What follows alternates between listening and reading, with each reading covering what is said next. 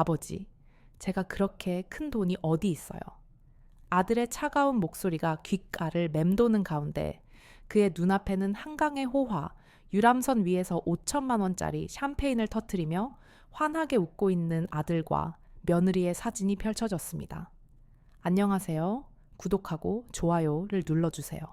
어느 도시에서 시청하고 계신지 댓글에 적어주세요. 이 모든 비극은 불과 이틀 전 서울 삼성병원 복도에서 시작되었습니다. 73해를 살아온 오상철의 세상이 전화기 너머로 들려온 무심한 한마디에 산산조각 났습니다. 급성 신부전증, 당장 수술하지 않으면 목숨이 위태롭다는 의사의 진단은 망치처럼 그의 머리를 내리쳤습니다.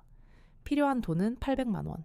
지난 20년간 낡은 개인 택시 운전대를 잡고 밤낮 없이 일하며 하나뿐인 아들 오정민의 결혼 자금으로 3억 원까지 대출받아 쥐어준 아버지에게 돌아온 것은 냉혹한 거절이었습니다. 그의 목숨값이 아들에게는 그저 감당하기 힘든 부담이었던 것입니다. 마지막 희망의 끈을 붙잡고 며느리 한지원에게 전화를 걸었지만 저희 사정 뻔히 알면서 어떻게 돈 부탁을 하세요? 라는 얼음장 같은 대답만이 수화기를 타고 흘러나왔습니다. 희망의 마지막 불씨마저 꺼져버린 그 순간 상철은 아직 아들과 며느리의 진짜 모습이 드러나지도 않았다는 사실을 까맣게 모르고 있었습니다. 이틀이라는 시간이 흐른 뒤 병실 침대에 홀로 누워 절망을 곱씹고 있던 상철에게 옆집에 사는 박순자 할머니가 찾아왔습니다. 손에 들린 과일 봉지만큼이나 무거운 위로의 말을 건네던 그녀가 무심코 내민 휴대폰 화면 하나가 상철의 심장을 멎게 만들었습니다. 어머, 이거 정민이 아니야. 그곳에는 눈부신 샹들리에가 빛나는 호화, 유람선 위에서 최고급 정장과 화려한 드레스를 차려입은 아들, 오정민과 며느리 한지원이 샴페인 잔을 부딪히며 세상 가장 행복한 웃음을 짓고 있었습니다. 그들 뒤로는 장인어른 칠순 축하라는 거대한 현수막이 선명하게 보였습니다. 박 할머니는 순진한 감탄사와 함께 결정적인 한마디를 덧붙였습니다. 이런 유람선 잔치는 보통 5천만 원은 좋게 들 텐데 사돈 잔치를 정말 성대하게 치러주나 보네. 5천만 원. 아버지의 목숨을 살릴 800만 원은 없다던 아들이 장인의 70번째 생일 잔치에는 그보다 6배가 넘는 돈을 아낌없이 쓰고 있었던 것입니다. 끓어오르는 배신감에 뜨거운 눈물이 뺨을 타고 흘러내렸지만 상철은 이것이 앞으로 닥쳐올 거대한 폭풍의 시작에 불과하다는 것을 전혀 깨닫지 못하고 있었습니다. 결국 병원비를 마련하지 못해 쫓겨나듯 퇴원 수속을 밟던 바로 그날, 상철은 차갑고 번잡한 삼성병원 로비 한가운데서 자신의 운명을 통째로 뒤바꿀 한 남자를 마주쳤습니다. 남루한 택시 기사의 행사액으로 멍하니 창밖을 보던 그의 어깨를 누군가 단단하게 붙잡았습니다. 오상철 맞지? 나 정인철이야. 고개를 돌린 상철의 눈에 들어온 것은 완벽하게 다려진 양복과 손목에서 은은하게 빛나는 고급 시계를 찬 성공한 중년 남성의 모습이었습니다. 45년 전 베트남의 끈적한 정글 속에서 생사를 함께했던 전우 정인철. 그는 이제 대한민국 최대 로펌의 대표 변호사가 되어 있었습니다. 인철은 상철의 초라한 모습과 병원비 문제에 대해 듣자마자 분노에 찬 목소리로 말했습니다. 상철아, 네가 아니었으면 난 그때 포탄 구덩이에서 죽었어. 네가 피투성이인 나를 업고 300m를 뛰었잖아. 그 목숨 빚 지금 갚게 해다오. 인철은 주머니에서 휴대폰을 꺼내 단 한 통의 전화로 상철의 목숨을 짓누르던 800만 원이라는 족쇄를 아무렇지 않게 풀어버렸습니다. 그뿐만 아니라 즉시 병원 원무과에 연락해 최고급 1인실까지 마련해 주었습니다. 상철은 얼떨떨한 감사함과 함께 자신의 처지에 대한 깊은 부끄러움을 느꼈지만 이 운명적인 재회가 자신의 인생의 800만 원과는 비교도 할 수 없는 거대한 비밀을 드러낼 것이라고는 상상조차 하지 못했습니다. 인철이 마련해준 특실에서 며칠을 보낸 어느 날 오후 인철은 깎은 사과를 건네며 무심하게 물었습니다. 그런데 상철아, 자네 재산은 정말 아무것도 없나? 아들이 저 모양인데 노후가 걱정되는군. 상철은 씁쓸하게 웃으며 대답했습니다. 재산이랄 게 뭐 있겠나. 개발 제한 구역에 묶여서 팔리지도 않는 쓸모없는 땅 3,000평이 전부야. 그 말을 듣는 순간 인철의 눈빛이 날카롭게 변했습니다. 그는 즉시 상철에게 땅의 정확한 주소를 물었고 어디론가 전화를 걸어 낮은 목소리로 무언가를 확인하기 시작했습니다. 몇 분 뒤 전화를 끊은 인철은 믿을 수 없다는 표정으로 상철을 바라보며 말했습니다. 상철아, 너 정신 똑바로 차리고 들어. 그 땅 다음 달 15일에 정부의 신도시 개발 계획 발표로 개발 제한이 풀린다. 국토부 핵심 관계자에게 직접 확인한 극비 정보야. 땅값은 평당 최소 300만 원, 위치가 좋아 400만 원까지도 갈 수 있어. 내 땅 최소 100억짜리야. 100억. 불과 며칠 전 800만 원이 없어 죽음을 기다리던 상철은 하루아침에 100억 원대의 자산가가 되었습니다. 멍하니 앉아있는 상철의 어깨를 붙잡으며 인철은 소름 끼치는 경고를 덧붙였습니다. 명심해, 상철아. 이 사실이 아들 귀에 들어가는 순간 그는 효자가 아니라 내 재산을 노리는 약탈자가 될 거야. 그리고 인철의 그 예언은 상철이 상상할 수 있는 가장 끔찍한 방식으로 현실이 될 준비를 하고 있었습니다. 며칠 뒤 상철이 머무는 병실 문이 마치 폭풍이 몰아치듯 벌컥 열렸습니다. 문 앞에는 눈물까지 글썽이며 숨을 헐떡이는 아들 정민과 며느리 지원이 서 있었습니다. 아버지, 수술하신 걸 왜 저희에게 말씀 안 하셨어요? 저희가 밤새 얼마나 걱정했는지 아세요? 두 사람의 과장된 연기는 마치 잘 짜인 연극의 한 장면 같았지만 그들의 흔들리는 눈동자 속에는 아버지를 향한 걱정이 아닌 상철의 곁을 지키는 낯선 변호사, 친구에 대한 날카로운 의심과 탐욕스러운 호기심이 번뜩이고 있었습니다. 그날 저녁 지원은 상철에게 물을 가져다 준다는 핑계로 침대 옆 협탁으로 다가갔습니다. 그리고 마치 운명처럼 그녀의 눈에 상철이 무심코 뒤집어 놓은 휴대폰 화면이 들어왔습니다. 화면에는 인철이 보낸 문자 메시지가 선명하게 떠 있었습니다. 다음 달 15일 발표. 3,000평 100억은 확실하다. 축하한다, 친구. 100억. 그 두 글자가 지원의 뇌리를 강타했습니다. 순간 숨이 멎는 듯했고 손에 들고 있던 물컵이 파르르 떨렸습니다. 그녀는 간신히 평정심을 가장한 채 부엌에서 저녁 식사를 준비하던 정민에게 달려가 거의 기어들어가는 목소리로 속삭였습니다. 여보, 100억이래. 아버지의 그 쓸모없다던 땅이 100억이야. 그 말을 듣는 순간 정민의 눈빛이 변했습니다. 평범한 회사원의 얼굴 뒤에 숨겨져 있던 탐욕스러운 약탈자의 본성이 마침내 깨어난 것입니다. 그날 이후 정민과 지원의 태도는 거짓말처럼 바뀌었습니다. 매일 아침 저녁으로 병실을 찾아와 값비싼 보양식을 해 바치고 상철의 혈압과 맥박을 재며 지극정성으로 간호했습니다. 그들의 갑작스러운 효심은 병원 사람들 모두가 칭찬할 정도였지만 상철은 그들의 위선적인 가면 뒤에 숨겨진 진짜 속셈을 꿰뚫어 보고 있었습니다. 그는 아무것도 모르는 척 묵묵히 그들의 연극에 어울려 주었습니다. 그는 이 탐욕에 눈이 먼 자식들이 과연 어디까지 갈 수 있는지 그 추악한 욕망의 끝을 자신의 두 눈으로 똑똑히 확인하고 싶었습니다. 어느 깊은 밤 상철은 잠이 든 척하며 거실 소파에서 들려오는 두 사람의 소공어리는 대화에 귀를 기울였습니다. 여보, 내 사업빚 5억 원 때문에 당장 신용불량자가 되기 직전이야. 다음 달에 땅값이 폭등하기 전에 어떻게든 아버지 도장을 받아내서 상속 절차부터 밟아야 해. 그들의 대화에는 아버지를 향한 일말의 죄책감이나 연민 따위는 존재하지 않았습니다. 오직 100억이라는 거대한 돈을 향한 끝없는 욕망과 초조함만이 가득했습니다. 상철은 이불 속에서 조용히 주먹을 움켜쥐었습니다. 이제 마지막 시험의 시간이 다가오고 있었습니다. 마침내 상철은 결전의 날을 준비했습니다.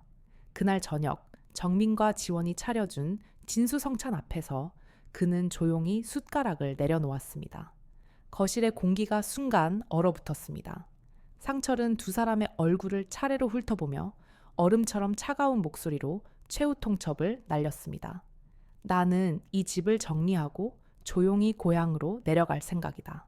그리고 내 모든 재산은 단 한 푼도 남김없이 사회에 환원하기로 했다. 그 말이 떨어지는 순간 정민과 지원의 얼굴에서 위선적인 효자의 가면이 산산조각 나며 벗겨져 내렸습니다. 정민의 눈이 핏발로 가득 찼습니다. 뭐라고요? 사회 환원, 아버지, 제정신이세요. 그 땅은 제 겁니다. 이 집의 유일한 상속자인 저한테 당연히 물려주셔야죠. 옆에 있던 지원은 더 이상 연기할 필요도 없다는 듯 가방에서 미리 준비해온 인감증명 위임장과 재산 포기 각서, 뭉치를 식탁 위에 거칠게 내던졌습니다. 아버님, 저희가 아무것도 모를 줄 아셨어요. 어차피 다 저희 것이 될 재산입니다. 쓸데없는 고집 부리지 마시고 여기에 도장만 찍으시면 됩니다. 그들의 탐욕은 마침내 이성을 집어삼키고 추악한 괴물의 민낯을 고스란히 드러내고 있었습니다. 너희 같은 짐승만도 못한 것들에게는 흙 한 줌도 줄 수 없다. 상철의 단호한 외침이 거실을 울렸습니다. 그 순간 이성을 완전히 상실한 정민이 미친 듯이 달려들어 상철의 앙상한 어깨를 거칠게 붙잡았습니다. 도장만 찍으시면 되잖아요, 아버지. 아들과 아버지의 몸이 뒤엉켰고 힘에 밀린 상철이 바닥으로 넘어지며 둔탁한 소리가 방안을 가득 메웠습니다. 바로 그때였습니다. 현관문이 부서져라 열리며 2명의 경찰과 함께 냉정한 표정의 인철이 들이닥쳤습니다. 옆집 박 할머니가 심상치 않은 고함과 소란을 듣고 신고한 것이었습니다. 모든 것이 만천에 공개되는 폭로의 장으로 변한 그 순간 인철이 쓰러진 상처를 부축하며 얼어붙은 정민과 지원을 향해 차갑게 말했습니다. 이미 모든 것은 끝났습니다. 당신들이 이제부터 상대해야 할 사람은 이 연약한 노인이 아니라 대한민국 최대 로펌의 대표 변호사인 바로 나, 정인철입니다. 인철은 서류 가방에서 묵직한 서류 뭉치를 꺼내 흩어진 음식물과 깨진 그릇 조각들로 아수라장이 된 식탁 위에 펼쳤습니다. 그가 내뱉는 한마디 한마디는 정민과 지원의 심장을 꿰뚫는 비수와 같았습니다. 첫째, 오상철 씨의 전 재산은 이미 한 달 전 법적 효력을 갖춘 공증 절차를 통해 전액 공익신탁재단에 기부되었습니다. 따라서 두 분의 법적 상속 권리는 단 1원도 존재하지 않습니다. 정민과 지원의 얼굴이 새하얗게 질렸습니다. 하지만 인철의 폭로는 여기서 끝나지 않았습니다. 그는 마치 마지막 숨통을 끈듯 다음 폭로를 이어갔습니다.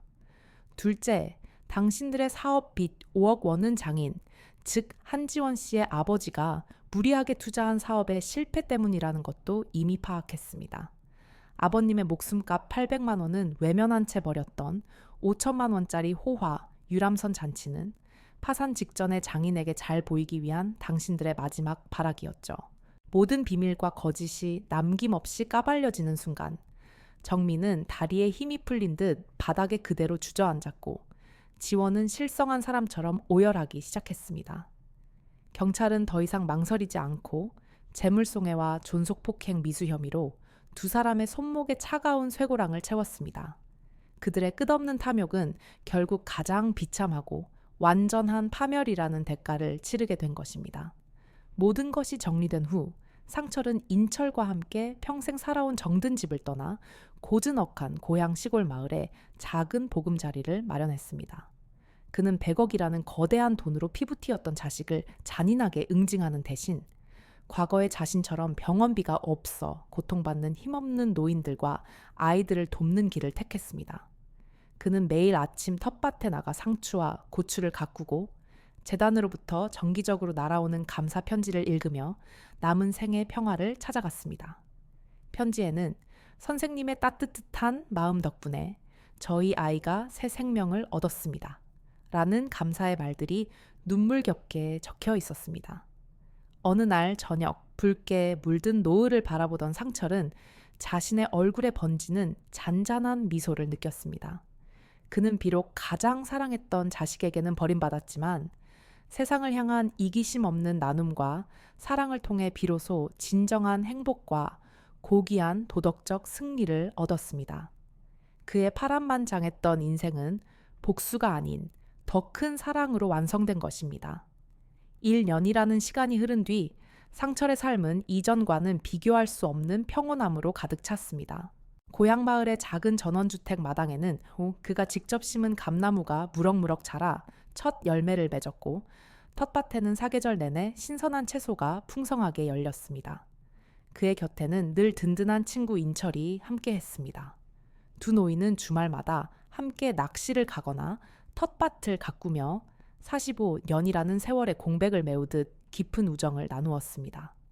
상철이 설립한 상철희망재단은 그가 기부한 100억 원의 기금으로 수많은 생명을 살려냈습니다. 병원비가 없어 수술을 포기해야 했던 노인들이 건강을 되찾았고, 희귀병으로 고통받던 아이들이 웃음을 되찾았습니다. 재단 사무실 벽에는 상철에게 보내온 감사 편지들이 빼곡히 붙어 있었고, 그의 이야기는 언론을 통해 알려지며 우리 사회에 큰 감동과 울림을 주었습니다. 반면 정민과 지원의 삶은 나락으로 떨어졌습니다. 존속폭행 미수 혐의로 집행유예를 선고받은 그들은 사회의 냉혹한 시선과 끝없는 빚 독촉에 시달려야 했습니다. 정민은 회사에서 해고당했고, 지원의 아버지가 운영하던 사업체는 결국 파산했습니다. 한때 호화로운 삶을 꿈꿨던 그들은 이제 단칸방에서 서로를 원망하며 하루하루를 힘겹게 버텨내고 있었습니다. 어느 맑은 가을날, 상철은 재단으로부터 특별한 편지 한 통을 받았습니다.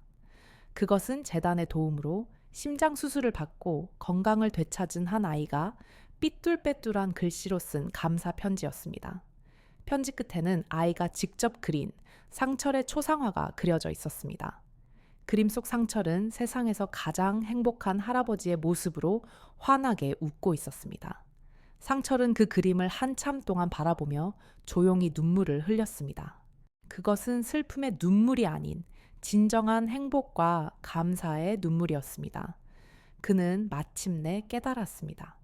진정한 부는 돈에 많고 적음이 아니라 사랑을 나누고 생명을 살리는 고귀한 마음 속에 있다는 것을 말입니다. 그의 새로운 삶은 이제 막 시작되고 있었습니다.